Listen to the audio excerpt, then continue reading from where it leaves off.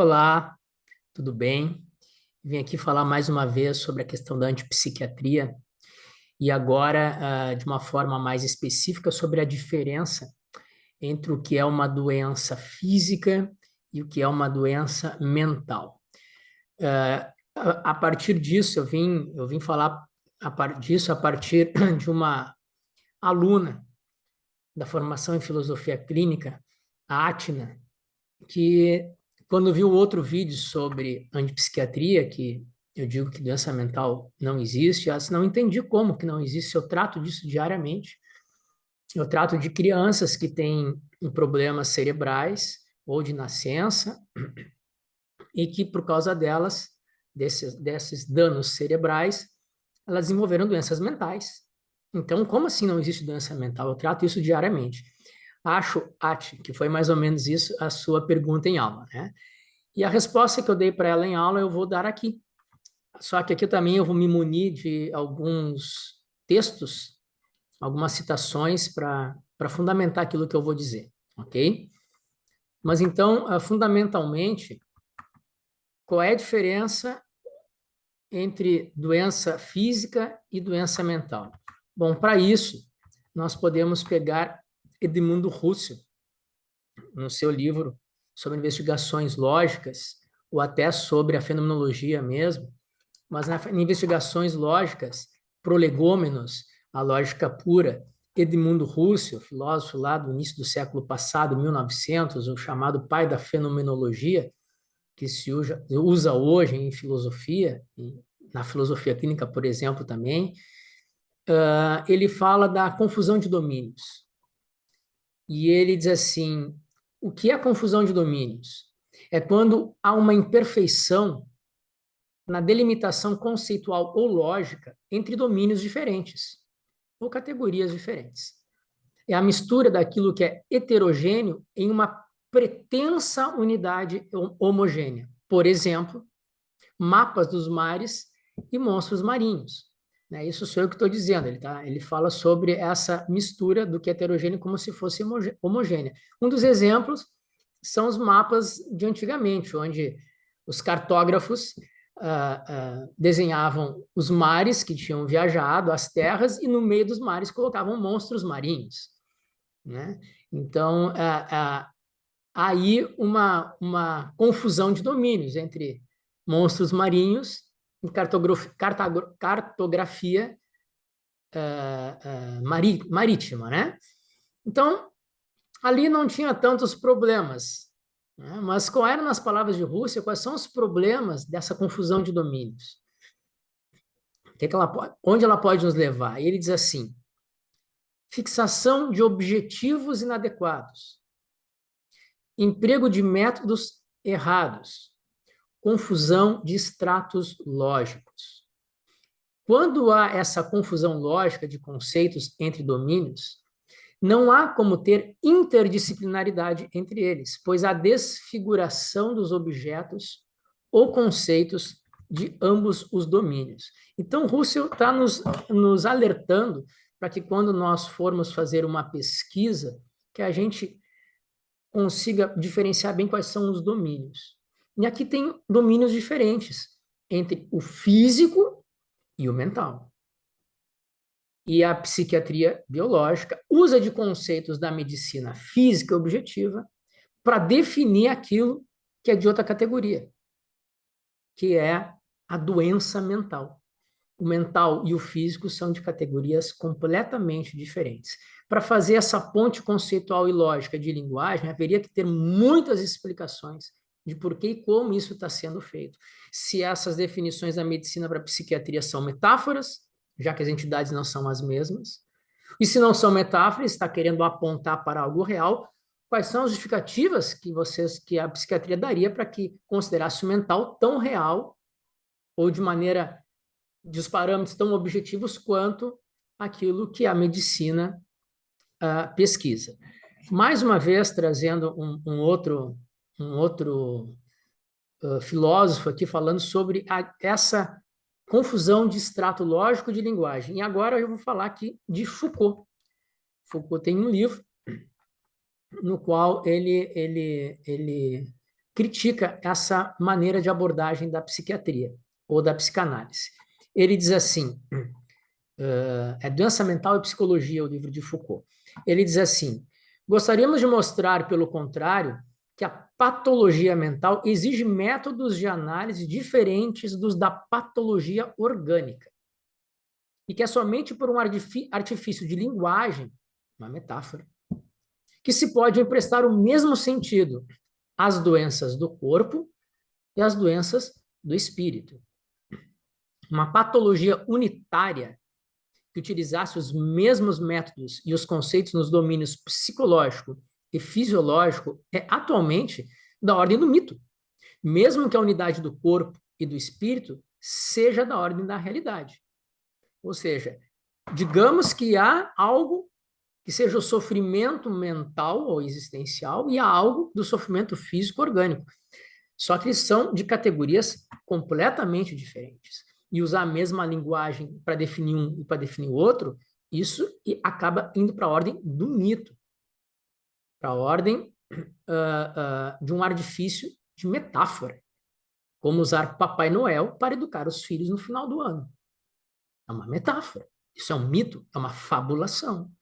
E só através de metáforas e jogos de linguagem que podemos definir Papai Noel enquanto uma entidade educativa.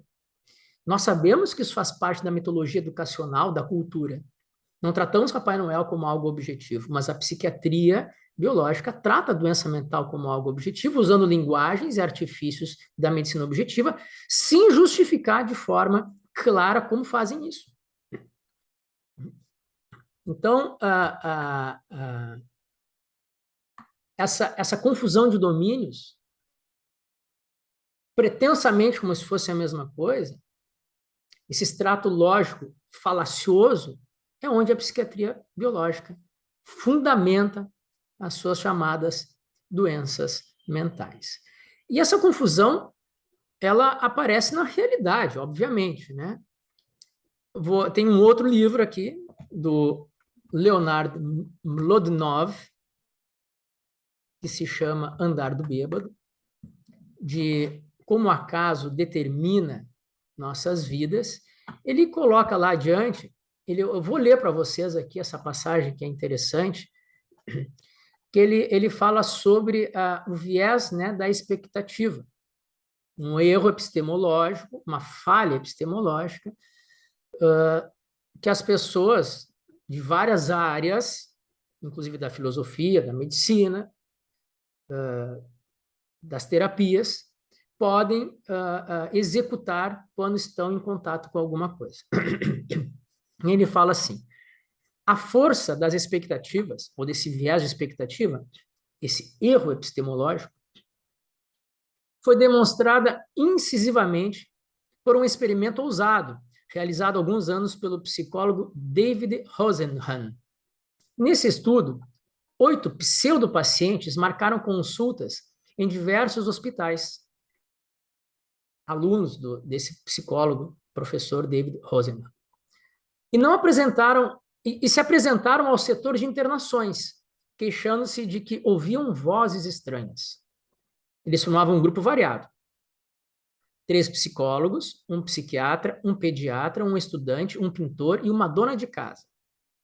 Relataram esse único sintoma e apresentaram nomes e profissões falsas, mas descreveram o resto de suas vidas com plena sinceridade. Confiantes no funcionamento do sistema de saúde mental, alguns dos participantes disseram temer que sua evidente sanidade fosse imediatamente detectada, o que lhes causaria um grande embaraço. Mas eles não tinham por que se preocupar. Todos, exceto um, foram internados com diagnóstico de esquizofrenia. O paciente restante foi internado com diagnóstico de psicose maníaco-depressiva. Depois de internados, todos pararam de simular os sintomas anormais e disseram que as vozes haviam desaparecido. A seguir, como previamente instruídos por Rosenhan, esperaram até que a equipe percebesse que não eram realmente loucos. Nenhum membro da equipe dos hospitais psiquiátricos notou o fato. Em vez disso, a equipe hospitalar interpretou o comportamento dos pseudopacientes sob o prisma da insanidade. o viés da expectativa. Quando uma paciente foi vista escrevendo em seu diário, uma enfermeira escreveu no prontuário que a paciente apresenta comportamento de escrita. Isso devia ser piada se não fosse trágico. Identificando o ato de escrever como um sinal de doença mental. Quando outro paciente se exasperou ao ser maltratado por um profissional, também se presumiu que o comportamento fizesse parte da patologia. Até mesmo o ato de chegar à lanchonete antes do horário do almoço foi visto como um sintoma de insanidade. Outros pacientes, não tão impressionados com os diagnósticos médicos formais, desafiavam regularmente os pseudopacientes com comentários do tipo: você não é maluco, você é jornalista, está preparando uma matéria sobre o hospital. Os médicos, no entanto, escreviam anotações como: paciente masculino de 39 anos manifesta longa história de ambivalência nos relacionamentos próximos, iniciado no começo da infância. Relação cálida com a mãe, tornada mais distante durante a adolescência. Relação distante com o pai, descrita como muito intensa. A boa notícia é que, apesar dos suspeitos hábitos de escrever e chegar cedo para o almoço, os médicos consideraram que os pseudopacientes não representavam um perigo para si mesmos e para os outros, dando-lhes alta após uma internação média de 19 dias. Os hospitais não chegaram a detectar o ardil e, quando informados do que ocorrera, negaram a possibilidade de que algo assim pudesse acontecer. É fantástico isso, né? A história continua depois, porque isso foi publicado no jornal, e um dos diretores psiquiatras de um desses hospitais, que internou os pseudopacientes, desafiou, né, chamou o doutor Rosenhan de tudo quanto é coisa e desafiou, né, disse que ele foi mal intencionado e desafiou o doutor a mandar pessoas de novo, que ele ia fazer um diagnóstico diferencial e que ele ia provar que, se não fosse por uma fé, o hospital dele não internaria as pessoas. Tudo no jornal, o Dr. Rosenhan aceitou o desafio e botaram uma outra data para botar as novas informações no jornal. E depois dessa nova data, o doutor psiquiatra dos hospitais foi lá e disse: olha, recebi não sei quantos pacientes, 40 pacientes, e tenho certeza que um tanto deles, 13, 20 deles, não foram internados porque estavam fazendo parte da seu falso projeto, eram pseudopacientes, e nós não internamos tantos pacientes, assim, assado, provando que nós fazemos o diagnóstico diferencial. E aí o doutor Rosenhan disse: olha, muito bem, eu acredito que o senhor fez um bom diagnóstico, só que é o seguinte, eu não mandei nenhum mais grupo meu para os seus hospitais, ele não mandou. E mesmo assim ele conseguiu fantasiar um diagnóstico diferencial. Então, a própria psiquiatria biológica se enreda, né, nas suas próprias questões de extratos lógicos e erros epistemológicos e falácias da linguagem, né, quando quer considerar uma doença mental como a mesma linguagem, métodos que a medicina objetiva analisa uma questão corporal. Eu vou trazer aqui para vocês mais uma fonte, né, de informação a respeito desse problema. Esse livro aqui é um neurocientista e um filósofo, o Bennett e o Hacker, eles têm várias coisas escritas a respeito disso, né? E aqui é Fundamentos Filosóficos da Neurociência. Lá adiante, eu vou ler para vocês, na página 397, eles afirmam o seguinte: a neurociência pode explicar, a neurociência porque a psiquiatria biológica fundamenta muito as suas doenças mentais na questão do cérebro e usa a neurociência como apoio, né? E os neurocientistas, alguns, caem nessa lorota da doença mental. Olha só, a neurociência pode explicar as condições neurais da possibilidade da posse e exercício dos poderes humanos. As explicações neurocientíficas normalmente conseguem explicar como é possível que criaturas com um determinado cérebro fazem o gênero de coisas que fazem. Consegue explicar quais as conexões neurais que têm de prevalecer e quais as atividades neurais que deve haver para ser possível ao animal possuir e exercer os poderes que possui naturalmente. No caso dos seres humanos em particular, a neurociência pode aspirar a explicar as condições neurais para as possibilidades de domínio da linguagem, cuja posse é ela mesma uma condição da possibilidade da racionalidade. Contudo, a neurociência não pode afastar ou enfraquecer a força explicativa das boas razões que nós sinceramente apresentamos para o nosso comportamento, nem invalidar as justificações que damos para o comportamento racional. Não se dá uma explicação mais profunda da racionalidade do comportamento motivado por boas razões, por se especificarem os fatos neurais que tornam possível que criaturas como nós ajam por essas razões. Qual a explicação a mais, ou mais ampla, ou mais profunda que pode dar a neurociência? Quando apreendemos a propriedade, adequação ou bondade das razões pelas quais uma pessoa agiu, então compreendemos inteiramente por que fez o que fez. E aqui entra a questão que a Atna, a aluna, trouxe, né, na aula. Que ela disse, olha, eu trato com pessoas com doenças mentais. As pessoas têm lesões cerebrais e, por isso, lesões mentais. Então, eu trato, existem doenças mentais. Né? E aí aqui explica, né, um livro. A neurociência pode explicar formas de incapacitação quando há lesões no cérebro. Mas a neurociência não pode explicar o comportamento humano normal. Os notáveis êxitos neurocientíficos em explicar certos tipos de predisposições e suscetibilidades de temperamento, em explicar comportamento e deficiências patológicas, não demonstram que a neurociência pode ou deverá sequer aspirar a explicar o comportamento humano normal, ou seja, aquele em que não há lesão cerebral. Ela não consegue explicar as bases racionais das ações humanas, no caso particular, nem elucidar o que torna uma certa razão numa boa razão.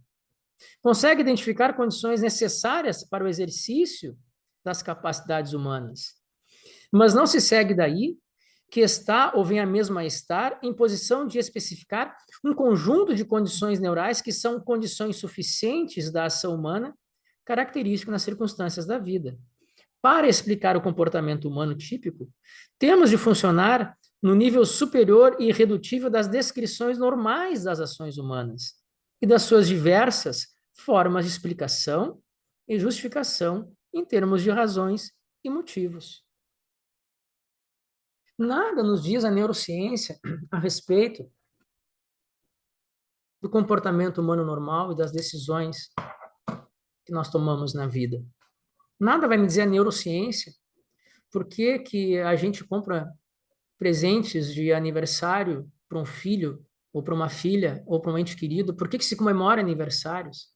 Por que que eu acho justo e ter uma boa razão racional levar meu filho, uma pessoa que eu gosto, para uma noite agradável no seu aniversário?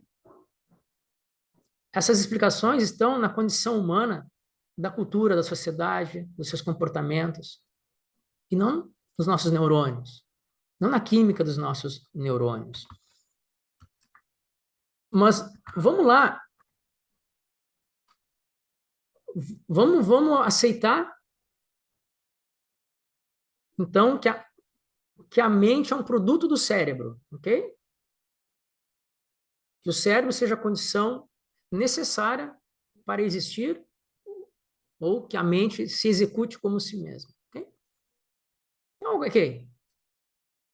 Então, se eu tenho um cérebro lesionado, eu posso explicar certos comportamentos anormais dessa pessoa, porque tem uma lesão na linguagem, ou em alguma da parte do cérebro cognitiva, ou no córtex frontal, ou as emoções, as imaginações, né? Ok, tem uma lesão cerebral que explica certos comportamentos. Mas isso não é doença mental, isso é uma doença médica. É uma lesão cerebral. Essa é uma área médica, essa categoria não é mental, ela é explica o comportamento, mas tem uma causa orgânica.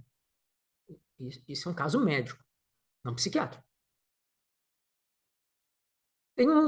Mas eu tenho um cérebro são, saudável, não lesionado. Como é que a psiquiatria biológica explica a doença mental? Mesmo que a gente aceite que a mente seja um produto do cérebro, ou que o cérebro seja condição necessária para que exista uma mente. Ok. O cérebro, o órgão, está saudável, são. Como explica a doença mental? O que é doença mental para a psiquiatria? Como é que ela vai explicar, justificar uma categoria em função da outra? Se ela já quer unir as duas, ela quer unir. Ela tem que explicar isso. Bom, doença mental. Eu tenho um acesso direto à mente da pessoa, como a medicina tem um acesso direto ao cérebro. Qual é a posição da mente? Quanto que ela pesa? Onde é que ela se situa em mim, no meu cérebro, no meu corpo? Localização dela? Não temos.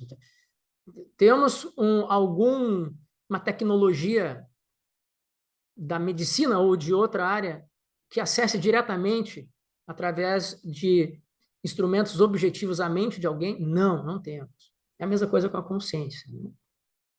Não temos. Onde se posiciona a consciência? Mesmo que a gente aceite que seja um produto do cérebro. Não temos nenhuma tecnologia que tenha acesso diretamente. Então, não podemos investigar a mente, pesquisar a mente objetivamente, como a medicina pesquisa as doenças cerebrais ou orgânicas. Muito bem. Então, onde é que está a doença mental? Ah, mas está no cérebro. Fizeram uma ligação de categorias diferentes. Está no cérebro. Mas o cérebro está são. Não tem lesão, está saudável. Não, mas tem um desequilíbrio químico nele. Vamos lá, então, já que você quer ser médico, me vê um exame objetivo, onde nós possamos ver objetivamente uma doença cerebral. Não tem. Não sai tomografia, não sai exame de sangue, não sai nenhum exame.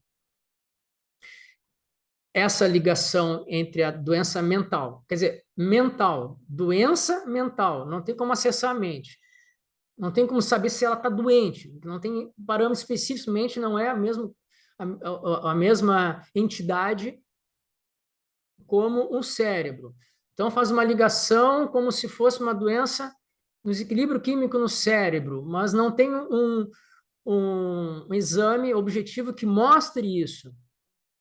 Ah, mas é pelo comportamento, é um sintoma. Você sabe que a Associação Psiquiátrica norte-americana, quando ela começou a fazer o DSM-3, em 1980, que é a partir dali que ele explodiu como a Bíblia da psiquiatria biológica para a sociedade. Antes os DSM eram confinados somente aos hospitais psiquiátricos e nem era tão importante assim, era mais um guia para algumas pessoas, mas não tinha essa importância que tem hoje, a partir do 3, que ele explodiu socialmente. A Associação Psiquiátrica Norte-Americana, querendo provar que ela tinha como fazer diagnósticos de doenças mentais, ela fez ligações para as pessoas, né? Que nem quando faz ligação hoje, o IBGE, ou algumas questões para saber em que você vai votar, ligam e perguntam coisas, você responde. Ela ligava e perguntava sobre os comportamentos das pessoas, comportamentos normais das pessoas. Não, eu quero saber como é que você faz isso, como é que você se sente assim. E fez milhares de ligações a milhares de casas, lares norte-americanos, pegaram as respostas, compararam com a lista das categorias dos transtornos mentais do DSM e definiram que grande maioria daquelas pessoas, 80, 90%, sofria de doenças mentais ou desordens do comportamento e que não estavam sendo tratadas. Por isso que precisavam do DSM, por isso que precisavam dos psiquiatras biológicos. Um médico, só um, se levantou e disse, mas espera aí, como assim? Médico do hospital, nós fazemos a mesma coisa. Quando nós queremos saber se uma doença está sendo disseminada e não tratada, nós vamos às comunidades, nós vamos ao local, não ligamos, nós vamos lá, fazemos exames de sangue e comparamos com padrões objetivos, já históricos dessa doença. Ou a partir desses dados históricos, conseguimos interpretar o que está acontecendo e qual o tratamento direto que temos que dar para aquelas pessoas se elas estiverem realmente com alguma doença não tratada. Não perguntamos sobre o comportamento delas. Entende? Então, a psiquiatria biológica, ela comete várias falácias, vários erros entre querer considerar o que o Russell disse que são categorias diferentes, entre aquilo que é completamente diferente, o físico do mental. Erros lógicos, erros de aproximação, todos aqueles erros que o Russell disse que poderiam acontecer, de objetivos inapropriados, de métodos inapropriados, de tratamentos inapropriados, porque aquilo do qual eles partiram é indefinido. Não tem definição unívoca sobre mente, consciência, sanidade mental ou não. São conceitos políticos, sociais, éticos e não médicos. Não tem como definir uma doença mental. Doença mental é uma frase, uma expressão sem sentido na realidade. Que nem fada do dente. Que nem Papai Noel. Não, essa expressão não diz nada. Mas, pelo poder histórico e social que a psiquiatria se acabou angariando, e né, a sociedade hoje acredita que existe um tal desequilíbrio químico no cérebro e que os psiquiatras, graças ao DSM, conseguem diagnosticar e tratar com os remédios da indústria farmacêutica, que ganha bilhões e bilhões, não tem problema de ganhar dinheiro, mas em cima de falácias, em cima de extratos lógicos defeituosos, em cima de erros epistemológicos, de viés expectativa e muitos outros, que ainda falarei por aqui. Lá está, na verdade, engrupindo a sociedade, né? E vários médicos não consideram psiquiatras médicos. Por isso que eu chamo de biológicos. Vários psiquiatras da antipsiquiatria já denunciaram que estavam lá dentro, como Alan Francis, como Thomas Szasz, David Cooper, e muitos outros. Os tamanhos erros e falácias, e muitas vezes com a única intenção econômica e de projeção social. Não é para cuidar das pessoas, porque não tem nada a cuidar num comportamento normal através do orgânico. Elas podem fazer terapias, elas sofrem, elas têm comportamentos que podem realmente machucar a outros e a si mesmo internamente, externamente. Tudo isso existe. O que não existe é a explicação causal de um desequilíbrio químico no cérebro. Isso é uma falácia. E não tem um lar hoje que não tem, quase um lar hoje que não tem uma Ritalina. Né?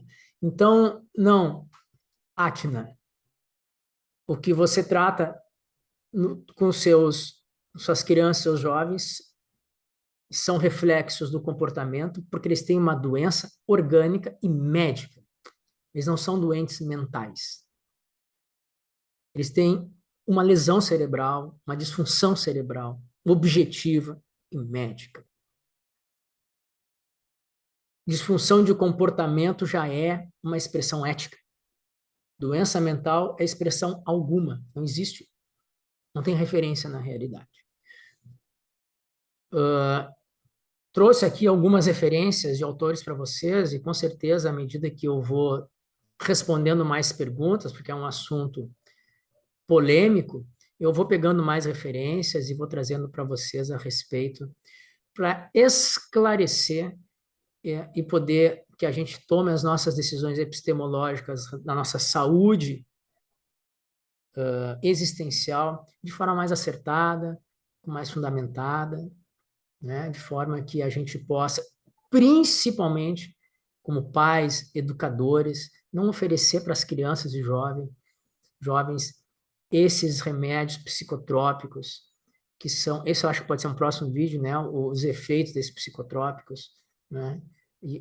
Que se chama aí como se fosse dar remédio, de novo, né? Uma falácia lógica, né? De estratos diferentes, dar um remédio para um TDAH para uma criança é como dar insulina para diabético. Isso é uma falácia grosseira, novamente querendo comparar um tratamento objetivo médico com um tratamento de uma doença que não tem causas fisiológicas.